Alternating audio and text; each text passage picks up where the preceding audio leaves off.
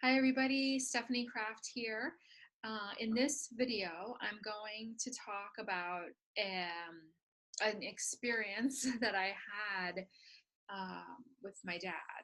So this was a dream that I had in the year 2000. So um, it was in the spring of 2000, and then a couple months after my dream, my father was diagnosed with terminal cancer. So the reason I'm making a video about this is that I had a very profoundly healing experience with my father in a dream. And I think that understanding that these things can happen and how these things can happen can help a lot of people. And as a healer and as a hypnotherapist, I actually walk people through this type of healing experience that I had in my dream. So,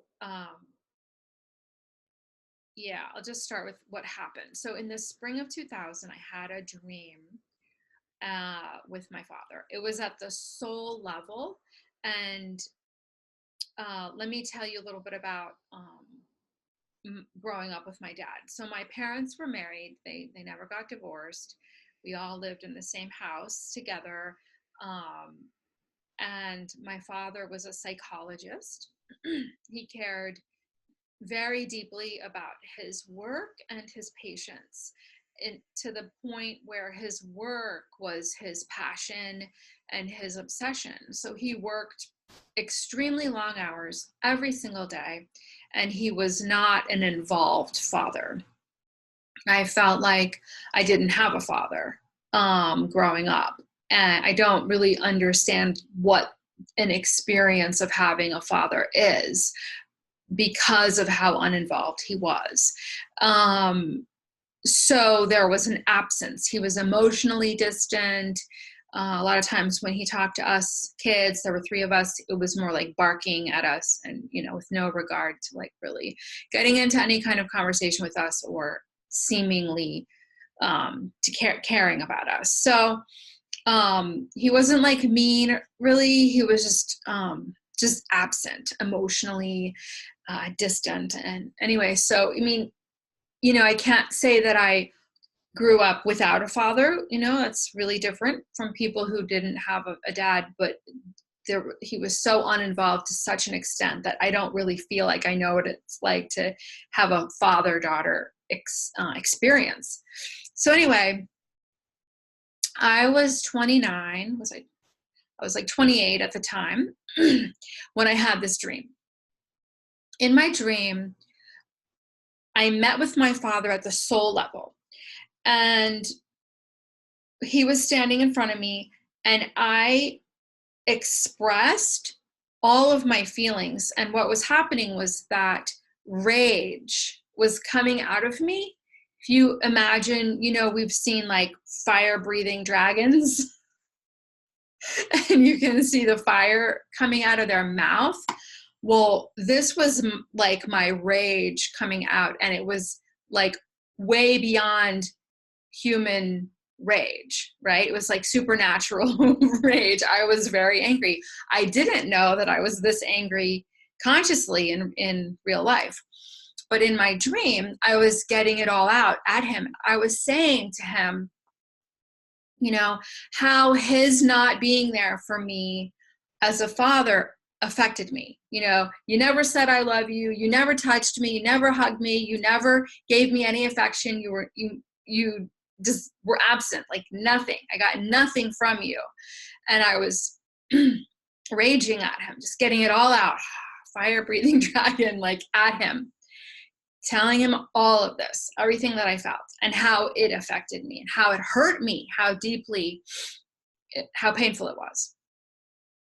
And he stood there taking it with the expression on his face was of total shock and innocence and sorry. And like he had literally no idea how his behavior affected me. Like no clue. And seeing the look of innocence and shock and disbelief and feeling so bad about it in that moment brought complete and utter forgiveness on my part. Like he said in a dream, I'm so sorry. I had no idea. Like what I saw in him was 100% harmlessness. He meant no harm. He didn't even know that his behavior affected me in any way like that. He had no clue. So when I saw his innocence and how badly he felt about it, and it was a healing between us. And what happened in that moment in the dream was that all we had was pure unconditional love between us. There was nothing to forgive. It was total forgiveness. It was totally pure unconditional love. And that's what I woke up with. I woke up with pure unconditional love for my father. Any pain, any resentment was vanished, gone, 100%, nothing there, nothing to forgive. I had no idea he had cancer at the time. Nobody did. He didn't even know. But he did. He had 2 months later, he was diagnosed with metastatic lung cancer, stage 4 lung cancer, and given 8 to 10 months to live.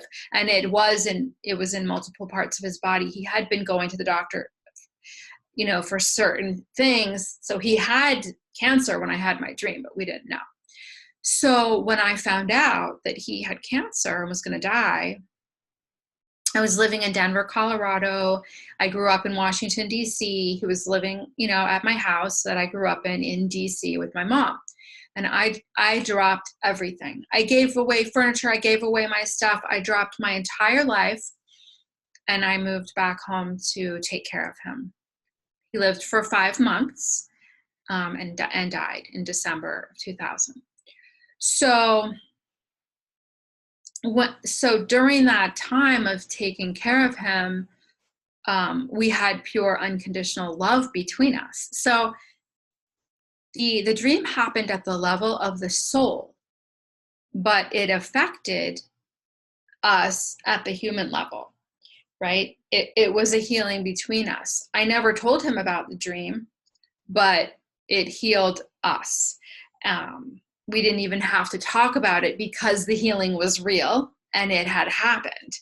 So sometimes you don't even need to talk things through. I mean, I'm not advocating that. I'm just saying that when healing happens at a profound level, it just is. It is real.